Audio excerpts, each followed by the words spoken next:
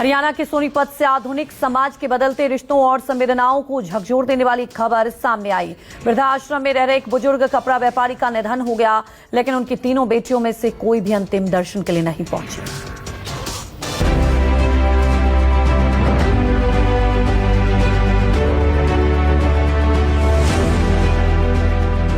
देखा आपने, बेटी अपने पिता के अंतिम संस्कार में शामिल होने के बजाय सिर्फ वीडियो कॉल पर आखिरी विदाई दे रही है। क्या कोई संतान अपने पिता की चिता जलते समय फोन पर ये पूछ सकती है कि अभी और कितना टाइम लगेगा? और क्या कोई बेटी अपने पिता के अंतिम संस्कार के लिए 5100 रुपए ऑनलाइन भेजकर कह सकती है सारा काम अच्छे से करवा देना?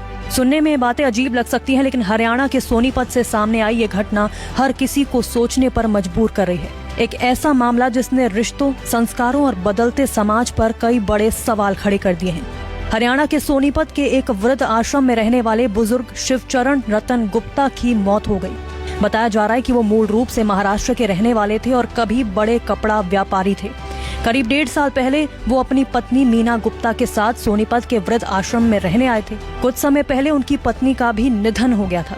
उनके कोई बेटा नहीं था, लेकिन 3 बेटियां थी जिन्हें उन्होंने पढ़ाया, लिखाया और अपने पैरों पर खड़ा किया।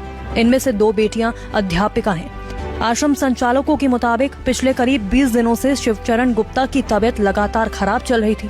इसी दौरान तीनों बेटियों अनीता, निशा और प्रिया को कई बार फोन करके पिता की बिगड़ती हालत की जानकारी दी गई, लेकिन किसी भी बेटी ने सोनीपत आने की जहमत नहीं उठाई।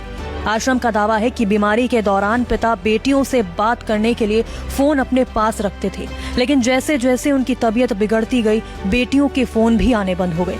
आखिरकार देर रात शिवचरण गुप्ता ने दम तोड़ दिया।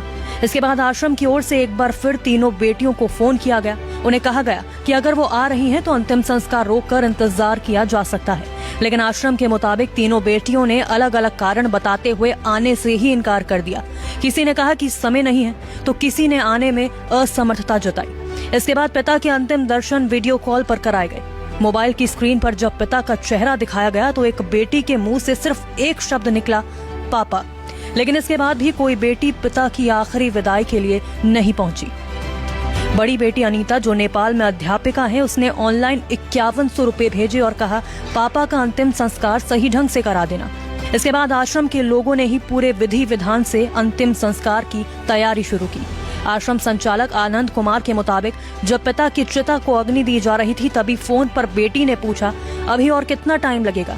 जवाब मिला कि अग्नि दी जा चुकी है और 10 से 15 मिनट में पूरी प्रक्रिया खत्म हो जाएगी। इस पर बेटी ने कहा सारा काम अच्छे से हो गया ना, अंतिम संस्कार की सारी वीडियोस मुझे भेज देना। जानकारी के मुताबिक बड़ी बेटी अनीता नेपाल में रहती है और अध्यापिका है। दूसरी बेटी निशा उत्तर प्रदेश के आजमगढ़ में रहती है, जबकि सबसे छोटी बेटी प्रिया मुंबई में रहती है। तीनों में से कोई भी अपने पिता के अंतिम संस्कार में शामिल नहीं हुई। अंतिम संस्कार पूरा होने तक वो सिर्फ वीडियो कॉल के जरिए जुड़ी रही। आश्रम संचालकों के मुताबिक पहले बेटियों ने कहा था कि पिता की अस्थियां संभाल कर रखी जाएं ताकि वो आकर उन्हें ले जाएं, लेकिन बाद में उन्होंने ये भी कह दिया कि उनके पास आने का समय नहीं है, इसलिए आश्रम ही अस्थियों को गंगा में प्रवाहित कर दे। इतना ही नहीं, अंतिम संस्कार की पूरी वीडियो रिकॉर्डिंग भी उन्हें भेजने के लिए कहा गया। संचालक आनंद कुमार का कहना है कि अपने पूरे जीवन में उन्होंने ऐसा मामला पहली बार देखा है। एक पिता अपनी बेटियों से मिलने की आस लिए दुनिया से चला गया, लेकिन बेटियां आखिरी बार भी उनका चेहरा देखने नहीं पहुंची। बेटियों की ओर से अब तक सार्वजनिक रूप से कोई पक्ष सामने नहीं आया है, इसलिए उनके कारणों की स्वतंत्र पुष्टि नहीं हो सकी। लेकिन यह घटना कई सवाल छोड़ जाती है। क्या आज की भागदौड़ भरी जिंदगी में रिश्ते पीछे छूटते जा रहे हैं? क्या माता पिता की आखिरी विदाई के लिए भी समय निकालना मुश्किल हो गया है? सोनीपत की इस घटना ने रिश्तों की कीमत और माता पिता के महत्व पर एक नई बहस छेड़ दी है।